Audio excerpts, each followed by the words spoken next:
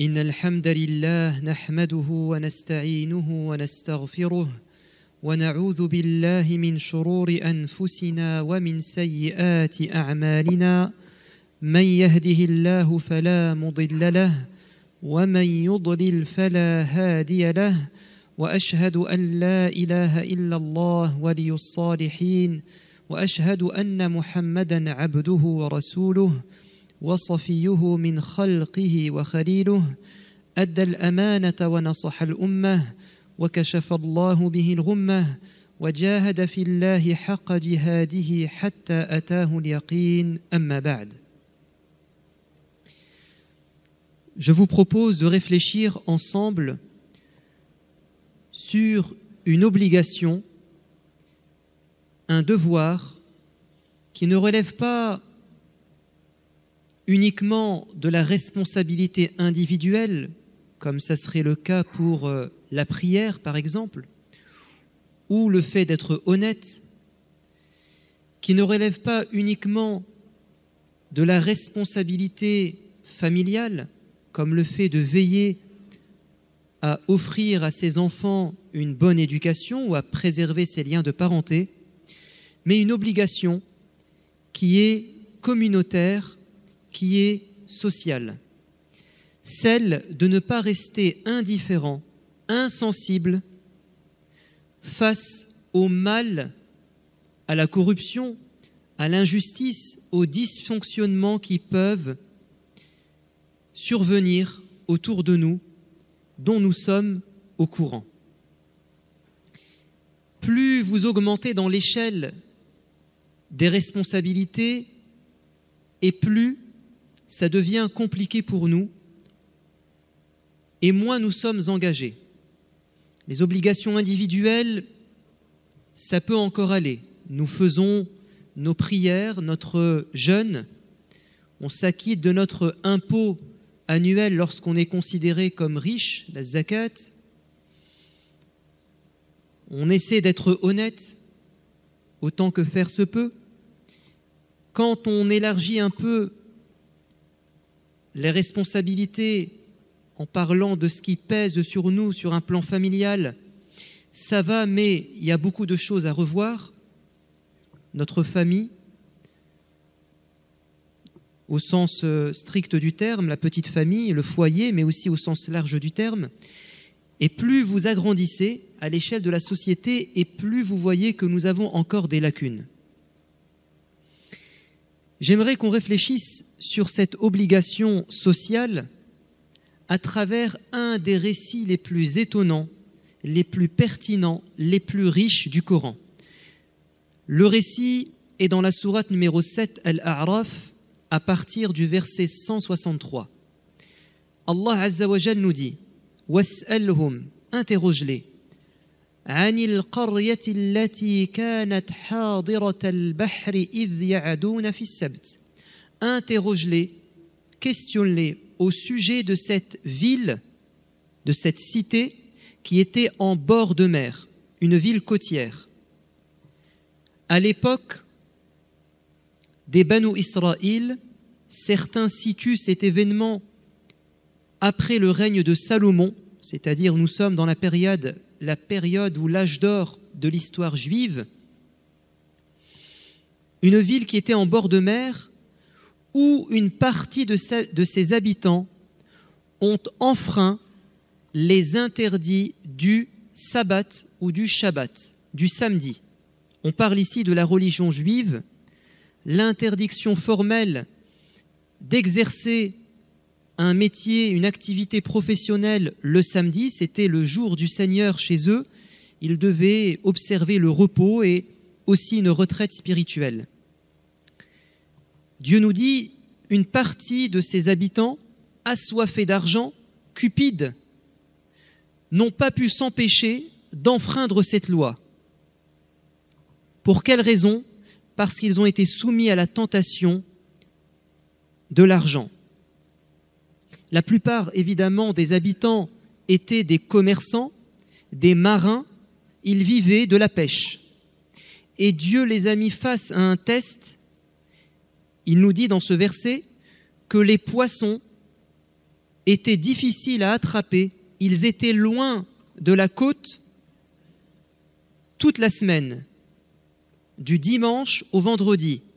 Et étrangement, le samedi, des bancs de poissons par milliers se rapprochaient de la plage. Ils étaient à portée de main. On pouvait les attraper, même les enfants pouvaient les attraper. Les gens assoiffés d'argent, qui ont mis comme Dieu dans leur vie l'argent, qui ont mis le matériel avant le spirituel, ont mis en place une stratégie qui relève du vice, contourner la loi. Ils ont posé les filets de pêche le vendredi soir afin que les poissons soient attrapés le samedi, mais sans que eux n'y participent directement, pour récupérer finalement les poissons le dimanche. En apparence, ils ont respecté l'interdiction de travailler le samedi, mais en réalité, quand on va au fond des choses, ils ont indirectement travaillé et ils ont gagné de l'argent le samedi. Et ça a été leur épreuve. Dieu n'insiste pas trop sur les motivations de ces gens-là. Vous savez ce qu'il va nous révéler? Il va nous parler non pas de ce groupe de gens corrompus, de gens mauvais, mais il va nous parler des deux autres composants de la société. La première, ce sont ceux qui ont été véritablement dérangés par cette infraction, qui ont voulu intervenir pour empêcher ces gens de braver la loi et de montrer le mauvais exemple. Ils étaient engagés et ils voulaient réformer. Et la troisième composante, c'était la majorité des habitants qui n'en avaient que faire, qui disaient « nous ne sommes pas concernés, nous ne sommes pas coupables, ni même complices, ce sont eux les auteurs du crime. Et nous, on continue notre vie comme si de rien n'était. » Et il y a eu une discussion que Dieu nous a rapportée dans le verset 164 entre ces deux groupes. Ceux qui s'abstiennent, on va les appeler les abstentionnistes, ou les passifs, les spectateurs, les égoïstes parce qu'ils ne pensent qu'à eux, et l'autre groupe minoritaire, les gens actifs, acteurs, engagés, qui n'acceptent pas l'injustice et la perversion. Cet échange, il est résumé dans un verset. وَإِذْ قَالَتْ أُمَّةٌ مِّنْهُمْ لِمَ تَعِظُونَ قَوْمًا اللَّهُ مُهْلِكُهُمْ أَوْ مُعَذِّبُهُمْ عَذَابًا شَدِيدًا.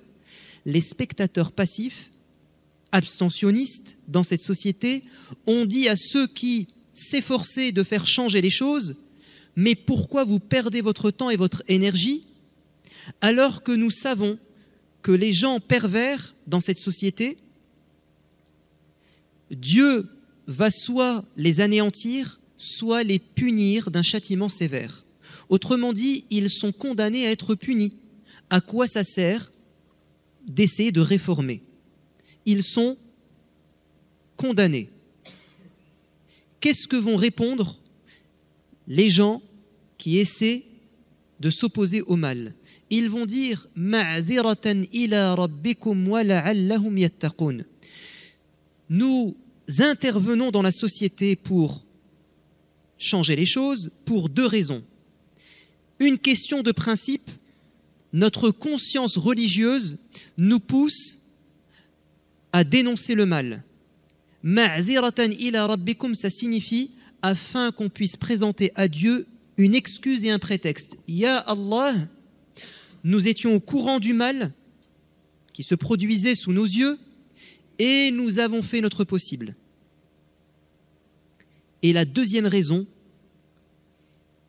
ce n'est plus une question de principe, mais ça relève de l'espoir. وَلَعَلَّهُمْ يَتَّقُونَ, et peut-être que certains parmi eux vont craindre Dieu. Ils vont arrêter de faire le mal. Pourquoi est-ce qu'on les condamne tous? Il ne faut jamais mettre les gens dans le même sac.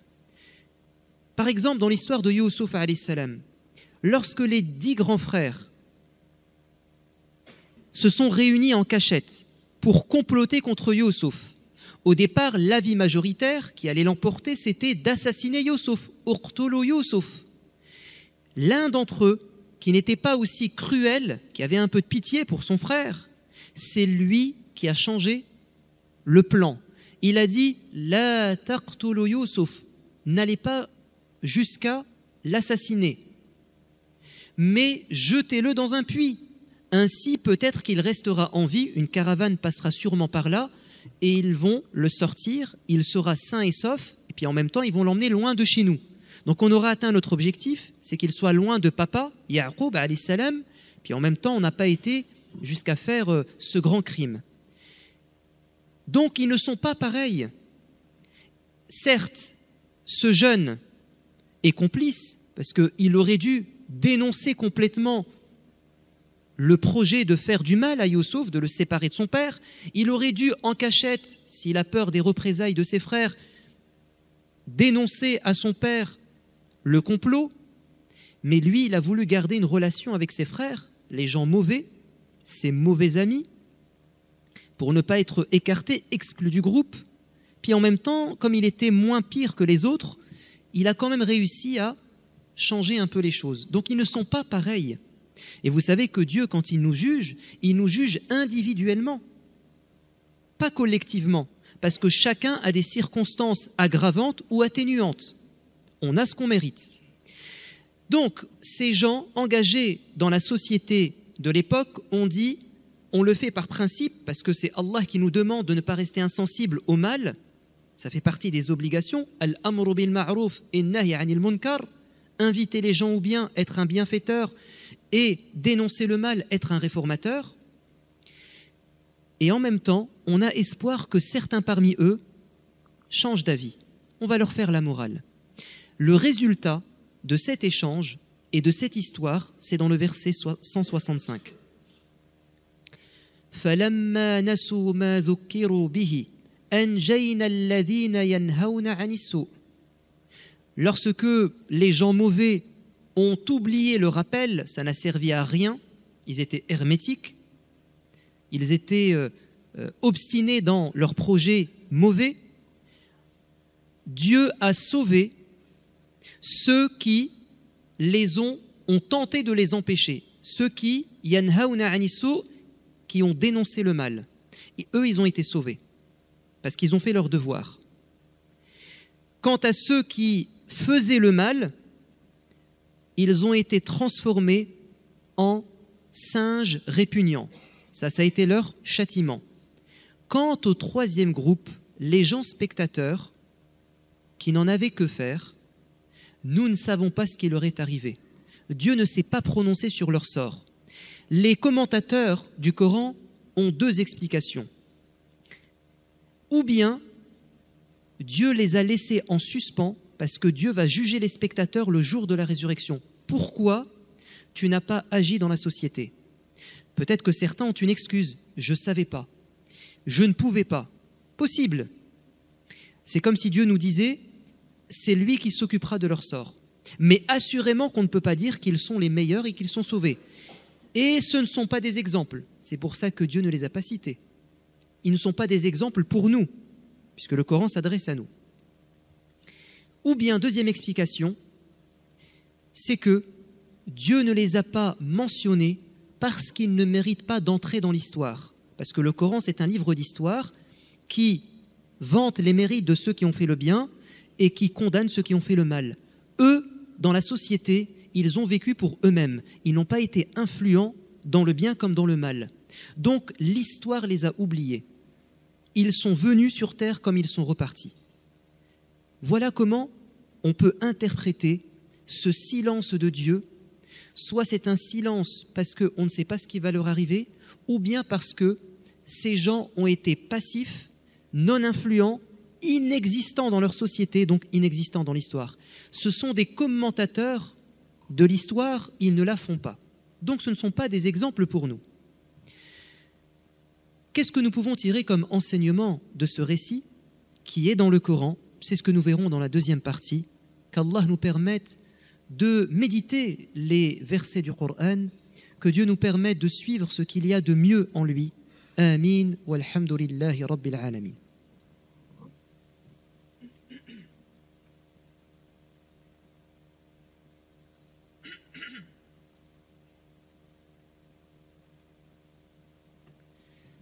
Bismillah, wassalatu wassalamu ala rasulillah wa ala alihi wa ashabihi ajma'in. Le messager de Dieu, alayhi salatu wassalam, a beaucoup insisté sur ce devoir d'engagement dans la société. Dieu dit dans le Coran « Wattaqu fitnatan la tusibanna alladhina zalamu minkum khassa » Redoutez, ayez peur, craignez une fitna, des problèmes qui ne vont pas toucher uniquement les gens mauvais parmi vous, les injustes. Dieu nous met en garde contre une fitna qui peut toucher autant les gens mauvais, qui méritent, autant les gens de bien. Parfois, quand le mal est répandu dans la société, il peut emporter tout le monde. L'épouse du prophète de l'islam a été étonnée de ce sort qui concerne tout le monde. C'est que la perversion dans la société n'épargne personne. Elle a dit « Est-ce qu'on peut, nous, les gens bienfaisants, périr, être punis, alors que nous avons des gens bien parmi nous ?» Il a dit « Oui,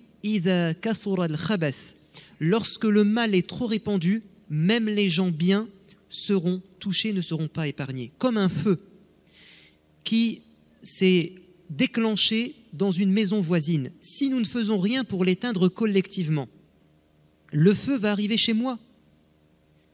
Si je pense qu'à moi, le mal peut entrer dans ma maison. S'il y a dans mon quartier de la drogue, trafic de stupéfiants, de la délinquance, et que je ne fais rien en disant quand je m'enferme chez moi, tout va bien, mes enfants sont préservés. À un moment donné, nous serons touchés, directement ou indirectement, au moment présent ou à l'avenir, parce qu'on n'a rien fait collectivement pour changer les choses. Et toutes les problématiques sociales relèvent de cet ordre-là. Le messager de Dieu, dans une métaphore et une parabole magnifique, il nous dit la chose suivante. Elle est rapportée par Al-Bukhari. An-Nu'man ibn Bashir dit, le messager de Dieu, alayhi salatu wassalam, a dit que ceux qui enfreignent les règles, qui font le mal, et ceux qui respectent le bien et empêchent le mal dans la société, donc vous avez ceux qui font le mal et ceux qui empêchent le mal, sont comparables à des gens qui s'embarquent ensemble dans un voyage sur mer. Ils montent dans un bateau et ils se partagent leur place dans le bateau par tirage au sort. Certains se sont retrouvés sur le pont du bateau, c'est la meilleure place, tout en haut, et d'autres se sont retrouvés dans les cales, au fond du bateau. Ceux qui sont dans les cales doivent remonter sur le pont afin de tirer de l'eau, et c'est un travail harassant. Et en plus, qui leur attire les critiques de ceux qui sont en haut. Ils sont dérangés quand il y a des allers-retours, et puis les gens qui sont en bas de la société, quand ils veulent monter en haut, ils ne sont pas les bienvenus. Donc ceux qui sont en bas, quand ils montent en haut, ils reçoivent des critiques de la part de ceux qui sont tout en haut et qui veulent garder leurs privilèges. Vous n'êtes pas les bienvenus.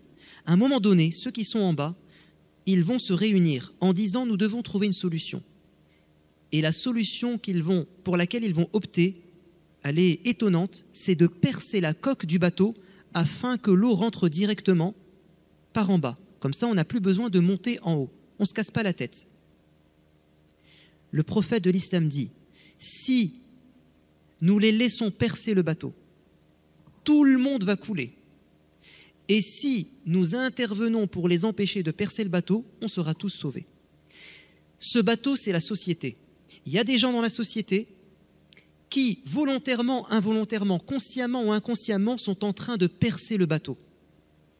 Qui veulent, ou dans les faits, ils sont en train de nous empêcher d'arriver à bon port.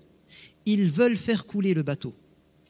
Pour que tout se passe bien dans ce bateau qui est notre société, on doit s'entendre, on doit s'apprécier, on doit se respecter. Il faut qu'il y ait une solidarité, un vivre ensemble, une justice.